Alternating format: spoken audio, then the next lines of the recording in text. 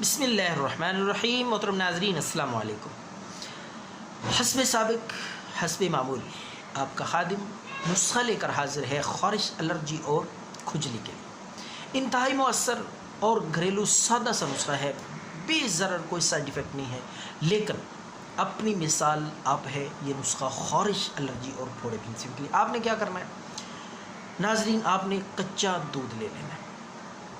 اگر ابلا ہوا دودھ مل جائے تو وہ ٹھنڈا کر لیں، گرم نہیں ہونا چاہیے۔ دودھ جس صورت میں بھی ہو، کچا ہو یا ابلا ہوا، لیکن ٹھنڈا ہونا چاہیے۔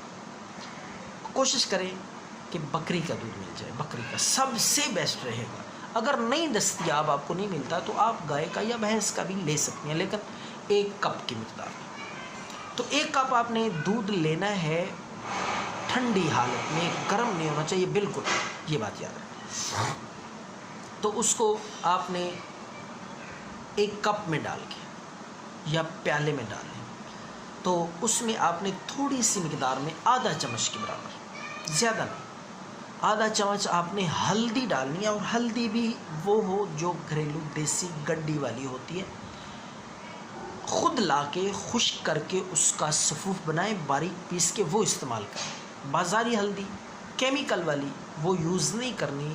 بارہا میں بتا چکا ہوں، جس نسخے میں بھی میں نے ہلدی کا بتایا ہے، تو میں ساتھ یہ ریکویسٹ اور گزارش کرتا ہوں کہ یہ ہلدی آپ نے گڈی والی دیسی استعمال کریں۔ تو اس کو آپ نے اچھی طرح پھینٹنا ہے، دودھ کو صرف چمچ کے ساتھ حل نہیں کرنا، بلکہ آپ نے دوسرے برتن میں، پھر پیالے میں، اس طرح پھینٹنا ہے اچھی طرح۔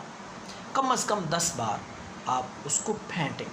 1 کپ دودھ اور ہلدی کو جب اچھی طرح وہ مکس ہو جائے تو آپ نے وہ پی لینا ہے۔ کس وقت پینا ہے اور کتنے دن، یہ میں آپ کو بتا دوں۔ یہ آپ نے عصر کے وقت، جس وقت معدہ خالی ہو، یعنی شام کے کھانے سے پہلے۔ تو ناظرین آپ یہ 3 دن استعمال کریں، عصر کے وقت خالی پیٹ، شام کے کھانے سے کم از کم 1 گھنٹہ پہلے۔